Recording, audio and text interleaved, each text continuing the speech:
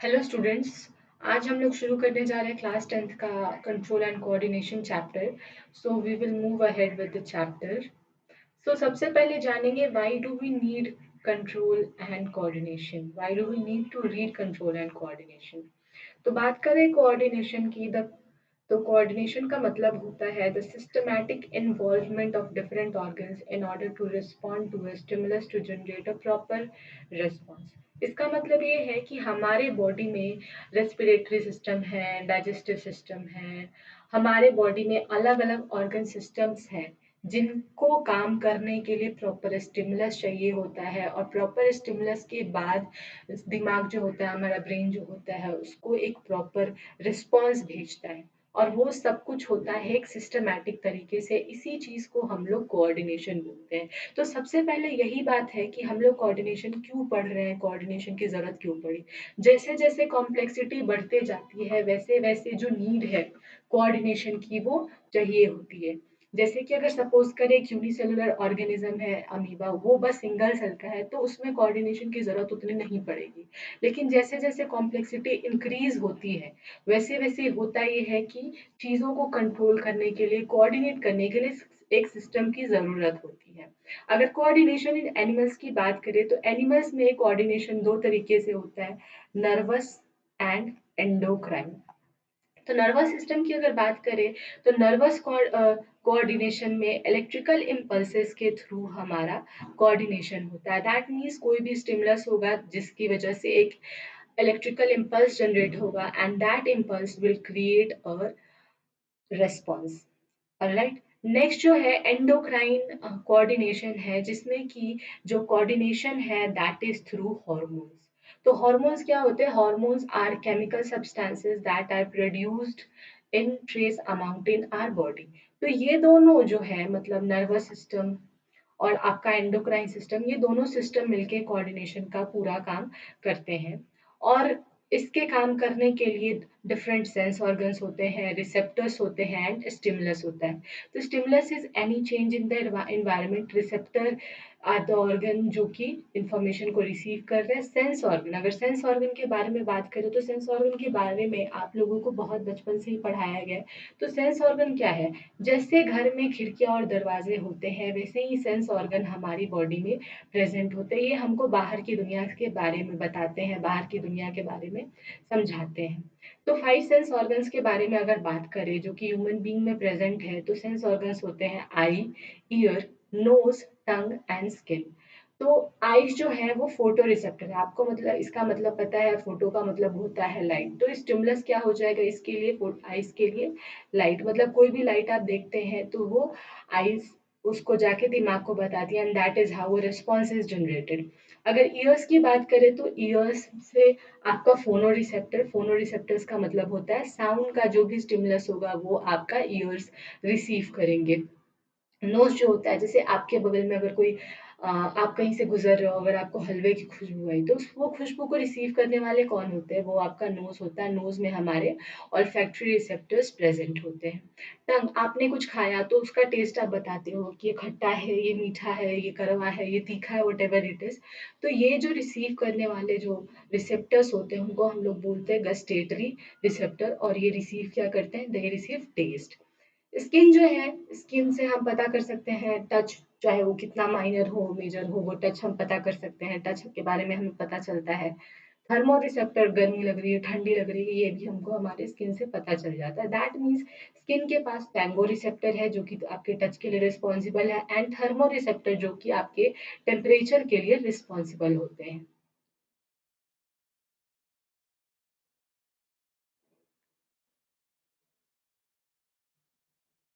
Next हम लोग बात करेंगे रिसेप्टर। तो receptors are specialize group of cell which collect information about changes in the environment in the form of stimulus. तो stimulus कुछ भी हमारे बॉडी को मिलता है, किसी भी ऑर्गन को मिलता है, सेल्स को मिलता है, तो रिसेप्टर उनको कलेक्ट करते हैं और फिर जाके उसको दिमाग तक पहुंचाते हैं। सेंसरी न्यूरॉन क्या होते हैं? सेंसरी न्यूरॉन वैसे न्यूरॉन होते हैं जो कि रिसेप्टर से इंफॉर्मेशन को ब्रेन तक लेके जाते हैं। दैट मीन्स हमारा ब्रेन है, ब्रेन को इंफॉर्मेशन लेके पहुंचाने वाला जो न्यूरॉन होगा वो सेंसरी न्यूरॉन हो जाएगा। नेक्स्ट जो है मोटर न्यूरॉन। मोटर न्यूरॉन अब दिमाग तरफ इंफॉर्मेशन पहुंच गई है, वो इंफॉर्मेशन प्रोसेस होगी और दिमाग बताएगा कि अब करना क्या है। तो वैसे न्यूरॉन जो कि ब्रेन से इफेक्टर ऑर्गन तक एक मैसेज को लेके आते हैं, उनको हम लोग बोलते हैं मोटर न्यूरॉन। तो नेक्स्ट हम लोग बात करेंगे इफेक्टर न्यूरॉन के बारे में। तो इफेक्टर न्यूरॉन वो मसल्स या फिर ग्लैंड्स होते हैं जिनसे कि एक सूटेबल रिस्पॉन्स जनरेट होता है। जैसे मान लो, अगर आपने किसी गर्म चीज को छू दिया तो वो क्या हो जाएगा, वहां से आपका हाथ हट जाएगा। तो मसल्स वहां के जो ग्लैंड्स वहां के थे उन्होंने एक सूटेबल रिस्पॉन्स को जनरेट किया, उसी को हम लोग इफेक्टर न्यूरॉन बोलेंगे। अभी बात करेंगे हम लोग ह्यूमन नर्वस सिस्टम के बारे में। ह्यूमन नर्वस सिस्टम जो है ये मास्टर कंट्रोलिंग सिस्टम होता है। दैट मीन्स ये सभी चीजों को कंट्रोल करता है। तो human nervous system is the master controlling system for all our action. जितने भी एक्शन है आपसे, आपके सोचने से लेके आपके कुछ करने का, या फिर आपका जो भी बिहेवियर है, आप कुछ भी करते हो तो वो सारा कंट्रोल किसके थ्रू होता है, ह्यूमन नर्वस सिस्टम के थ्रू ही होता है। Nervous system is concerned with receiving stimulus, मतलब स्टिमुलस जो है, चेंजेस जो हमारे एनवायरनमेंट में हो रहे हैं उसको रिसीव करेगा, इंटरनल एनवायरनमेंट से या फिर एक्सटर्नल एनवायरनमेंट से, दोनों तरीके से वो स्टिमुलस को रिसीव करेगा। फिर इंटरप्रिटेशन होगा, जो भी स्टिमुलस मिला है उसको इंटरप्रीट करेंगे और उसके बाद से एक अप्रोप्रिएट रिस्पॉन्स को वो जनरेट करता है। तो तीन चीजें हो रही है, रिसीविंग, दूसरा होता है इंटरप्रीटिंग एंड तीसरा होता है रेस्पॉन्स। अभी हम लोग बात करेंगे न्यूरॉन के बारे में। तो न्यूरॉन जो होता है यूनिट ऑफ नर्वस सिस्टम है। मतलब हम लोगों ने पढ़ा था सेल के बारे में, तो सेल क्या होता है, cell is the basic structural and functional unit of life. वैसे ही न्यूरॉन जो है नर्वस सिस्टम का बेसिक यूनिट होता है। तो neuron is the structural and functional unit of nervous system. Neuron के बारे में एक चीज और आपको जाननी होगी कि जो न्यूरॉन है that are the longest cell in the body. ये जो होते हैं they receive and conduct impulses, मतलब कि इनका काम क्या है, जो भी आपका स्टिमुलस मिला है उसको रिसीव करना और रिसीव करके दिमाग तक उसको कंडक्ट करके लेके जाना ही न्यूरॉन्स का काम होता है। अब नर्व सेल के स्ट्रक्चर के बारे में बात करें तो नर्व सेल में तीन मेन पार्ट्स होते हैं। पहला होता है सेल बॉडी या फिर साइटोन, दूसरा होता है डेंड्राइट एंड तीसरा होता है एक्सॉन। ये जो बड़ा सा एरिया आपको इधर दिख रहा है, दिस इज सेल बॉडी और साइटोन। ऑलराइट। तो सेल बॉडी, इसका शेप जो होता है वो वेरी करता है न्यूरॉन टू न्यूरॉन। ये राउंड हो सकते हैं, ये पायरीफॉर्म हो सकते हैं और स्टीयलेट हो सकते हैं। इनके पास जो आपका सेल बॉडी होता है इसमें साइटोप्लाज्म होते हैं और साइटोप्लाज्म को ही हम लोग न्यूरोप्लाज्म के नाम से जानते हैं। इसमें एक बड़ा सा लार्ज स्फेरिकल न्यूक्लियस प्रेजेंट होता है और यहाँ पे जितने भी इसके मेंटेनेंस के लिए जो भी ऑर्गेनल्स होते हैं वो प्रेजेंट होते हैं। बिसाइड्स सेल ऑर्गेनल्स, यहाँ पे छोटे छोटे ग्रैन्युल्स प्रेजेंट होते हैं जिनको हम लोग निसल ग्रैन्युल बोलते हैं। साइटोन का बेसिक फंक्शन ये होता है, they receive impulses from dendrite and then transmit them to the axon. Next अगर बात करें dendrites, these are the short branched protoplasmic processions stretching out off from the cell body of a neuron. तो यहाँ पे अगर हम देखें, ये ये जो स्ट्रक्चर है इन्हीं को हम लोग बोलते हैं डेंड्राइट। यहाँ से साइटोप्लाज्मिक जो निकल रहे हैं प्रोसेशन, साइटोप्लाज्मिक जो स्ट्रेच हो रहा है, इसी को हम लोग बोलते हैं डेंड्राइट्स। नेक्स्ट जो है these are axons. So axons आपका समझ में आया आपको?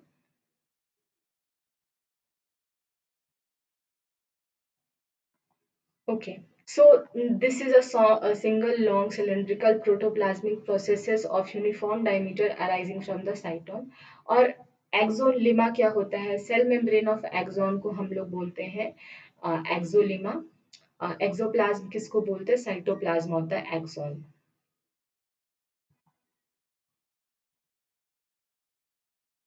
अब हम लोग बात करेंगे फंक्शंस ऑफ न्यूरॉन के बारे में। तो फंक्शंस ऑफ न्यूरॉन क्या होता है? Memory and coordination. मतलब क्या है, आप कोई भी चीज़ जब बच्चे थे आप, तो आप लोगों ने हो सकता है साइकिल चलानी सीखी हो। कुछ टाइम तक तो आपको बहुत मुश्किल आती होगी, लेकिन फिर जब आप सीख गए थे तो क्या आपको सोचना पड़ता है? जब आप शुरुआत में चलाना सीखते हो साइकिल, तो क्या होता है, आपको ध्यान रखना पड़ता है, लेकिन धीरे-धीरे वो आपके मेमोरी में, आपके न्यूरॉन में बस जाता है और उसके बाद से आपको ध्यान नहीं रखना पड़ता है। तो memory and coordination, movement and locomotion, मतलब कि जितने भी मूवमेंट एंड लोकोमोशन को कंट्रोल करना है वो भी फंक्शन है न्यूरॉन का। नेक्स्ट फंक्शन जो है, receives stimulus and respond to them. जितना भी स्टिमुलस है, मतलब इंटरनल या फिर एक्सटर्नल, उसको रिसीव करना और उसको रिस्पॉन्ड करना भी न्यूरॉन्स का काम है। नेक्स्ट अगर बात करें तो साइनेप्स क्या होता है? तो the junction with the dendrite terminal, हम लोगों ने देखा था कि ये डेंड्राइट टर्मिनल है। डेंड्राइट टर्मिनल और यहाँ पे जो दूसरा एक्सॉन है, इसके बीच के जो जंक्शन होते हैं, इसी को हम लोग बोलते हैं साइनेप्स। यहाँ से क्या होता है, ये जो एक जो इम्पल्स जनरेट हुई थी वो दूसरे एक एक्सॉन से यहाँ डेंड्राइट में, मतलब एक न्यूरॉन से दूसरे न्यूरॉन तक पहुंचाई जाती है। That is how the conduction of impulses is done.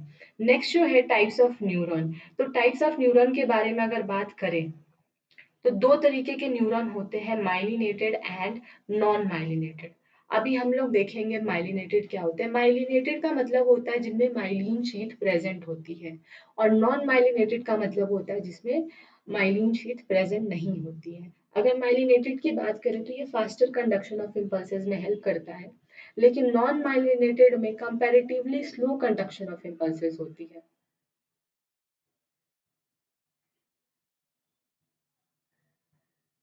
ये ये जो स्ट्रक्चर हम देख रहे हैं, ये इसी को हम लोग बोलते हैं माइलिन शीथ, और ये जिस पे प्रेजेंट होगी वही आपका माइलिनेटेड न्यूरॉन होंगे। और माइलिनेटेड होने से फायदा क्या होता है, जो इलेक्ट्रिकल इम्पल्स का जो कंडक्शन है वो काफी फास्ट हो जाता है। So these are the myelin sheath. और ये बीच बीच में जो गैप्स आपको दिख रहे हैं, इसको हम लोग बोलते हैं नोड ऑफ रैनवियर।